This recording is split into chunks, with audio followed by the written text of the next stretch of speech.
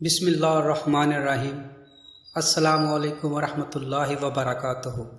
پیارے دوستو، آج ہم اس ویڈیو میں آپ کو عدی بن حاتم طائی رضی اللہ تعالی عنہ کے قبول اسلام کا ایمان افروز واقعہ سنائیں گے۔ حضرت عدی رضی اللہ تعالی عنہ بن حاتم کے مسلمان ہونے کی کہانی ایک دلچسپ اور ناقابل فراموش ہے، لہٰذا آپ نے ویڈیو کو سکپ نہیں کرنا اور آخر تک لازمی دیکھنا ہے۔ پیارے دوستو، ہجرت نبوی کے 9ویں سال شاہان عرب میں سے ایک شخص اپنی شدت نفرت و بیزاری اور تکبر و آراز کے بعد دائرہ اسلام میں داخل ہوا۔ وہ ایک بادشاہ تھا جس کا نام عدی بن حاتم طائی تھا، جس کے باپ کی ثقافت و فیاضی آج تک ضرب مثل ہے۔ ریاست و حکومت عدی کو اپنے والد سے وراثت میں ملی تھی، چنانچہ اس کے قبیلہ بنی طے نے اس کو اپنا بادشاہ بنا لیا۔ مال غنیمت کا چوتھائی حصہ اس کے لیے مقرر کر دیا اور قبیلے کی قیادت و سربراہی کی باغ دوڑ اس کے سپرد کر دی۔ جب رسول کریم صلی اللہ علیہ وسلم نے علی اعلان اسلام کی دعوت کا آغاز کیا اور عرب کے بہت سے قبائل ایک ایک کر کے ان کے حلقہ اطاعت میں آتے چلے گئے، تو عدی نے محسوس کیا کہ اس دعوت کے پس پردہ ایک ایسی قیادت ابھر رہی ہے جو اس کی قیادت کے لیے موت کا حکم رکھتی ہے، اور اس کو اس بات کا یقین ہو گیا کہ اس پیغام کے زیر سایہ ایک ایسی ریاست نشو نما پا رہی ہے جو اس کی ریاست کو جڑ سے اکھاڑ پھینکے گی۔ چنانچہ وہ نبی کریم صلی اللہ علیہ وسلم کی شدید مخالفت اور ان کے ساتھ بغض و عداوت پر کمر بستہ ہو گیا، حالانکہ نہ تو وہ اس سے پہلے براہ راست نبی کریم صلی اللہ علیہ وسلم سے واقف تھا، نہ ہی آپ صلی اللہ علیہ وسلم کے دیدار سے مشرف ہوا تھا۔ اس نے اپنی زندگی کے تقریباً 20 سال اسلام اور مسلمانوں کی مخالفت کے نظر کر دیے، یہاں تک کہ اللہ تعالیٰ نے اس کے سینے کو قبولیت حق کے لیے کھول دیا۔ حضرت عدی بن حاتم رضی اللہ تعالیٰ عنہ اپنے اسلام لانے کا واقعہ جو انہوں نے خود اپنے قبول اسلام کے حوالے سے بیان کیا ہے، حضرت عدی رضی اللہ تعالیٰ عنہ بیان کرتے ہیں، جس وقت میں نے محمد صلی اللہ علیہ وسلم کی نبوت اور ان کی دعوتی سرگرمیوں کا حال سنا، اس وقت عرب کے کسی شخص کو مجھ سے زیادہ ان کے ساتھ نفرت نہ تھی۔ میں اپنے قبیلے سے مال و غنیمت کا چوتھائی حصہ وصول کیا کرتا تھا، جس طرح میرے علاوہ دوسرے سردار اپنے اپنے قبائل سے وصول کیا کرتے تھے۔ جب نبی کریم صلی اللہ علیہ وسلم کا ذکر سنا تو مجھے سخت ناگوار گزرا، اور جب ان کی قوت و شوکت میں غیر معمولی اضافہ ہو گیا اور ان کے لشکر اور فوجی دستے عرب کے مشرق سے لے کر مغرب تک دعویٰ مارنے لگے، تو میں نے اپنے غلام کو جو میرے اونٹ چرایا کرتا تھا اس کو ہدایت کی کہ میرے سفر کے لیے چاند تندرست و توانا اور سیدھی سادی اونٹنیاں ہر وقت تیار رکھو اور انہیں میرے قریب باندھ دو، اور جب سنو کہ محمد کا لشکر یا ان کا کوئی فوجی دستہ اس علاقے میں داخل ہو گیا ہے تو مجھے اس کی خبر کر دو۔ ایک دن صبح کے وقت غلام نے مجھ سے کہا، آقا، آپ اپنے علاقے میں محمد صلی اللہ علیہ وسلم کے سواروں کی آمد پر جو کچھ کرنے کا ارادہ رکھتے ہیں اب اسے کر گزریے۔ میں نے وجہ پوچھی تو اس نے بتایا، میں نے کچھ جھنڈے اس علاقے میں حرکت کرتے ہوئے دیکھے ہیں۔ ان کے متعلق دریافت کیا گیا تو معلوم ہوا کہ یہ محمد صلی اللہ علیہ وسلم کا لشکر ہے۔ میں نے اس سے کہا کہ جن اونٹنیوں کو تیار رکھنے کا میں نے تم کو حکم دیا تھا انہیں فوراً میرے پاس لے آؤ۔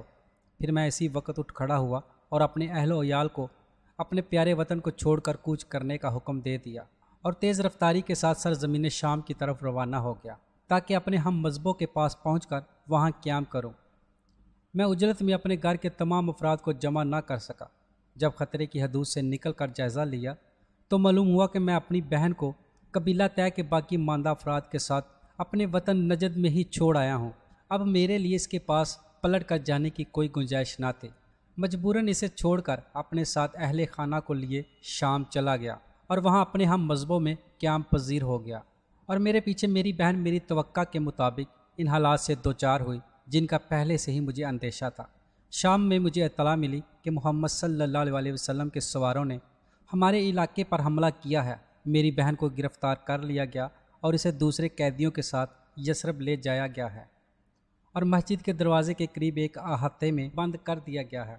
مجھے یہ اطلاع بھی ملی کہ ایک دن نبی کریم صلی اللہ علیہ وسلم کا گزر میری بہن کی طرف سے ہوا تو اس نے اٹھ کر ان سے عرض کیا، اے اللہ کے رسول، میرے والد فوت ہو چکے ہیں اور میرا سرپرست غائب ہے، آپ مجھ پر احسان کیجئے، اللہ تعالیٰ آپ پر احسان کرے گا۔ تو رسول اکرم صلی اللہ علیہ وسلم نے اس سے پوچھا کون ہے تمہارا سرپرست؟ وہ بولی عدی بن حاتم۔ اللہ کے نبی نے فرمایا کون عدی؟ وہ جو اللہ اور اس کے رسول سے بھاگنے والا ہے۔ اتنا کہہ کر رسول اکرم صلی اللہ علیہ وسلم اسے اسی حال پر چھوڑ کر آگے بڑھ گئے۔ دوسرے روز بھی جب آپ کا گزر اس کی طرف سے ہوا تو اس نے دوبارہ وہی باتیں کہی جو کل کہہ چکی تھی، اور آپ صلی اللہ علیہ وسلم نے بھی وہی جواب دیا جو کل دے چکے تھے۔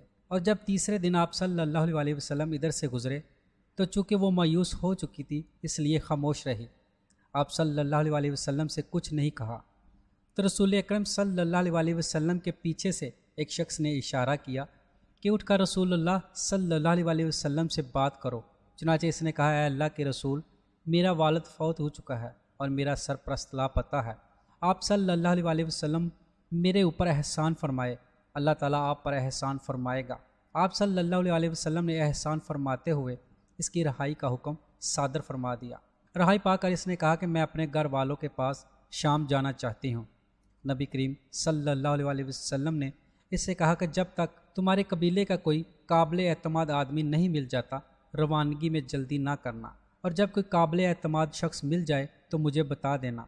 نبی کریم صلی اللہ علیہ وسلم کے جانے کے بعد اس نے اس آدمی کے متعلق دریافت کیا جس نے اسے بات کرنے کا اشارہ کیا تھا، تو معلوم ہوا کہ وہ علی بن ابو طالب تھے۔ وہ مدینے میں ٹھہری رہی۔ اسی دوران کچھ لوگوں کا وفد وہاں آیا جس میں ایسے لوگ بھی شامل تھے جن کے اوپر وہ اعتماد کر سکتی تھی۔ اس نے بارگاہ نبوی میں عرض کیا کہ میرے قبیلے کے کچھ لوگ یہاں آئے ہیں اور مجھے ان پر مکمل اعتماد ہے، وہ مجھے میری منزل تک پہنچا دیں گے۔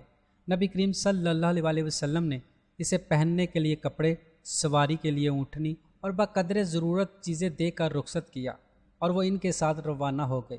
عدی رضی اللہ تعالیٰ عنہ بیان کرتے ہوئے فرماتے ہیں ادھر شام میں ہم کو برابر اس کے حالات کی اطلاع مل رہی تھی اور ہم اس کے شام پہنچنے کے منتظر تھے، حالانکہ میں نے نبی کریم صلی اللہ علیہ وسلم کے مقابلے میں جو رویہ اپنایا تھا اس کے پیش نظر ہمارے دل ان کی اطاعت کی تصدیق کرنے پر آمادہ نہیں تھے، جو میری بہن کے ساتھ محمد صلی اللہ علیہ وسلم کے اس احسان عظیم کے سلسلے میں ہم تک پہنچ رہی تھی۔ انہی حالات میں ایک روز اپنے گھر والوں کے ساتھ بیٹھا تھا کہ اچانک میری نگاہ ایک عورت پر پڑی جو اپنے حدج میں بیٹھی ہماری طرف آ رہی تھی۔ میرے دل نے کہا کہ یہ حاتم کی بیٹی ہے، میری بہن ہے۔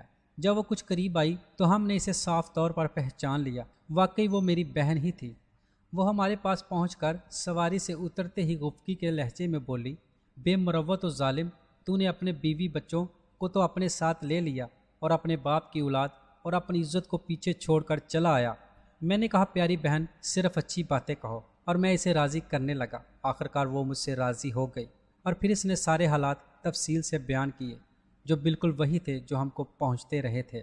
پھر میں نے اس سے مشورہ کرتے ہوئے پوچھا یہ شخص یعنی محمد صلی اللہ علیہ وسلم کے متعلق تمہاری کیا رائے ہے؟ اس نے کہا کہ میری رائے یہ ہے کہ تم جلد از جلد ان کی خدمت میں پہنچ جاؤ۔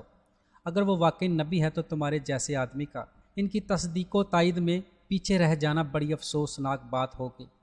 اگر وہ بادشاہ ہے تو ان کے ہاں تمہاری ناقدری نہیں ہوگی۔ حضرت عدی کی بہن نہایت دور اندیش، عقل مند اور سمجھدار عورت تھی اور اس نے اسے مخلصانہ مشورہ دیا۔ عدی بن حاتم رضی اللہ تعالیٰ عنہ کہتے ہیں پھر میں نے سفر کی تیاری کی اور رسول اللہ صلی اللہ علیہ وسلم کی خدمت میں مدینہ پہنچ گیا۔ میں نے اس سے پہلے نہ تو ان کے پاس پہنچنے کی اطلاع بھیجی تھی اور نہ ان سے اپنے لیے امان حاصل کی تھی، البتہ مجھے اس بات کی اطلاع ہو گئی تھی کہ انہوں نے میرے متعلق اپنے اصحاب سے فرمایا ہے کہ مجھے امید ہے کہ اللہ تعالیٰ عدی بن حاتم کا ہاتھ میرے ہاتھ میں دے دے گا۔ جب میں مدینہ پہنچا تو اس وقت نبی کریم صلی اللہ علیہ وسلم مسجد میں تشریف فرما تھے۔ میں نے حاضر ہو کر آپ صلی اللہ علیہ وسلم کو سلام کیا تو آپ صلی اللہ علیہ وسلم نے پوچھا کون ہو؟ تو میں نے جواب دیا کہ حاتم کا بیٹا عدی ہوں۔ یہ سن کر آپ صلی اللہ علیہ وسلم اپنی جگہ سے اٹھے اور میرا ہاتھ پکڑ کر اپنے گھر کی طرف لے چلے۔ آپ صلی اللہ علیہ وسلم مجھے ساتھ لیے چلے ہی جا رہے تھے کہ راستے میں انہیں ایک نہایت بوڑھی عورت ملی جس کے ساتھ ایک چھوٹا سا بچہ تھا۔ وہ ان کو روک کر اپنی کسی ضرورت کے متعلق باتیں کرنے لگی۔ آپ صلی اللہ علیہ وسلم ٹھہر کر پوری توجہ کے ساتھ اس کی بات سنتے رہے۔ دوران گفتگو میں وہیں کھڑا رہا۔ کھڑا میں اپنے دل میں سوچ رہا تھا کہ باخدا یہ بادشاہ نہیں ہو سکتے۔ بڑی بی سے فارغ ہو کر آپ صلی اللہ علیہ وسلم نے پھر میرا ہاتھ تھام لیا اور چلتے ہوئے اپنے گھر پہنچ گئے۔ گھر میں پہنچ کر آپ صلی اللہ علیہ وسلم نے چمڑے کا ایک تکیہ اٹھایا جس میں کھجور کے ریشے بھرے ہوئے تھے۔ آپ صلی اللہ علیہ وسلم نے اس کو میری طرف ڈالتے ہوئے فرمایا اس پر بیٹھ جاؤ، مگر آپ صلی اللہ علیہ وسلم کے سامنے اس پر بیٹھتے ہوئے مجھے شرم آ رہی تھی اور میں نے اسے بے ادبی پر محمول کرتے ہوئے عرض کیا نہیں اس پر آپ تشریف رکھیے، لیکن آپ صلی اللہ علیہ وسلم نے اصرار کر کے مجھے اس پر بٹھا دیا اور خود زمین پر ہی بیٹھ گئے، کیونکہ گھر میں اس کے علاوہ دوسرا تکیہ نہیں تھا۔ یہ دیکھ کر میں نے دل ہی دل میں کہا باخدا یہ انداز کسی بادشاہ کا ہرگز نہیں ہو سکتا۔ اطمینان سے بیٹھ جانے کے بعد آپ صلی اللہ علیہ وسلم نے مجھے مخاطب کیا کہ ادی بتاؤ کیا تم رقاصی نہ تھے؟ تم ایک ایسے دین کو اختیار کیے ہوئے نہ تھے جو نصرانیت اور ثابت کے درمیان تھا؟ میں نے جواب دیا اللہ کے رسول بے شک میں رقاصی تھا۔ آپ صلی اللہ علیہ وسلم نے دوبارہ فرمایا کیا تم اپنی قوم سے مال و غنیمت کا چوتھائی حصہ وصول نہیں کرتے تھے؟ کیا تم ان سے وہ مال نہیں لیتے تھے جو تمہارے دین میں حلال نہ تھا؟ میں نے کہا ہاں اللہ کے رسول میں ایسا کرتا تھا، اور اس وقت مجھے یقین ہو گیا کہ یہ نبی مرسل ہیں۔ اس کے بعد آپ صلی اللہ علیہ وسلم نے فرمایا ادی شاید تم نے اس دین کو قبول کرنے کے لیے اس لیے ہچکچا رہے ہو کہ آج مسلمان مفلس اور تنگ دست ہیں، لیکن خدا کی قسم وہ وقت بہت جلد آنے والا ہے جب ان کے ہاں مال و دولت کی اتنی فراوانی ہو جائے گی کہ اسے کوئی لینے والا نہیں ہوگا۔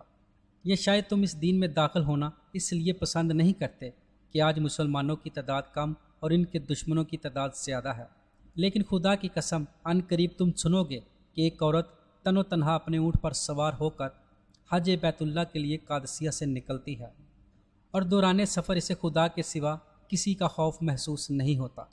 یا شاید اس دین کو قبول کرنا تم کو اس لیے گوارا نہیں ہے کہ تم دیکھ رہے ہو کہ آج زمانہ حکومت دوسروں کے ہاتھوں میں ہے اور مسلمان اس سے محروم ہے، لیکن خدا کی قسم تم جلد ہی سن لو گے کہ بابل کے سوید محلات مسلمانوں کے ہاتھوں فتح ہو گئے اور کسرا کے خزانے ان کے قبضے میں آ گئے۔ میں نے حیرت سے پوچھا کہ کیا کسرا بن ہرمس کے خزانے؟ آپ صلی اللہ علیہ وسلم نے بڑے وثوق کے ساتھ فرمایا ہاں ہاں کسرا بن ہرمس کے خزانے۔ عدی رضی اللہ تعالیٰ عنہ فرماتے ہیں کہ میں اسی وقت کلمہ شہادت پڑھ کر دار اسلام میں داخل ہو گیا۔ پیارے دوستو یہ تھا حضرت عدی بن حاتم رضی اللہ تعالیٰ عنہ کے ایمان لانے کا ایمان فروز واقعہ۔ آپ کو بتاتے چلے حضرت عدی بن حاتم رضی اللہ تعالیٰ عنہ نے ایک طویل عمر پائی تھی۔ آپ رضی اللہ تعالیٰ عنہ بتاتے ہیں کہ رسول اللہ صلی اللہ علیہ وسلم کی 2 پیشن گوئیاں تو حرف بحرف پوری ہو چکی ہیں، صرف ایک رہ گئی ہے اور خدا کی قسم وہ بھی یقیناً پوری ہو کر رہے گی۔ آپ فرماتے ہیں کہ میں نے ایک عورت کو دیکھا کہ وہ قادسیہ سے اونٹ پر سوار ہو کر نکلی اور بلا خوف و خطر مکہ پہنچ گئی، اور میں اس فوج کے اگلے دستے میں تھا جس نے کسرا کے خزانوں پر حملہ کر کے ان پر قبضہ کیا تھا، اور میں خدا کی قسم کھا کر کہتا ہوں کہ تیسری پیشن گوئی بھی ضرور پوری ہوگی۔ اللہ کی مشیت کے مطابق نبی کریم صلی اللہ علیہ وسلم کی بات پوری ہوئی اور تیسری پیشن گوئی بھی خلیفہ زاہد و عابد حضرت عمر بن عبدالعزیز کے دور خلافت میں پوری ہو گئی۔ اس وقت مسلمان مالی اعتبار سے اس قدر خوشحال ہو گئے تھے کہ خلیفہ نے منادی کروائی فقراء و مساکین کو زکوٰۃ کا مال لینے کے لیے پکارتا، مگر کوئی اس کو لینے والا نہ تھا۔ اس طرح نبی کریم صلی اللہ علیہ وسلم کی تیسری پیشن گوئی بھی صحیح ثابت ہوئی اور عدی بن حاتم رضی اللہ تعالیٰ عنہ کی قسم پوری ہوئی۔ پیارے دوستو یہ تھی ہماری آج کی ویڈیو، اور ہم امید کرتے ہیں کہ آپ کو ہماری یہ آج کی ویڈیو پسند آئی ہوگی۔ اگر پسند آئی ہے تو ویڈیو کو لائک کیجئے اور اپنے دوستوں کے ساتھ شیئر کیجئے، اور اگر ابھی تک آپ نے ہمارے چینل کو سبسکرائب نہیں کیا تو اس کو سبسکرائب کر کے آل نوٹیفیکیشن کو آن کرنا مت بھولیے، تاکہ ہماری ہر نئی آنے والی ویڈیو کا نوٹیفیکیشن آپ دوستوں کو سب سے پہلے اور بآسانی مل سکے۔ تو ملتے ہیں ایک نئی ویڈیو میں، تب تک کے لیے السلام علیکم ورحمۃ اللہ۔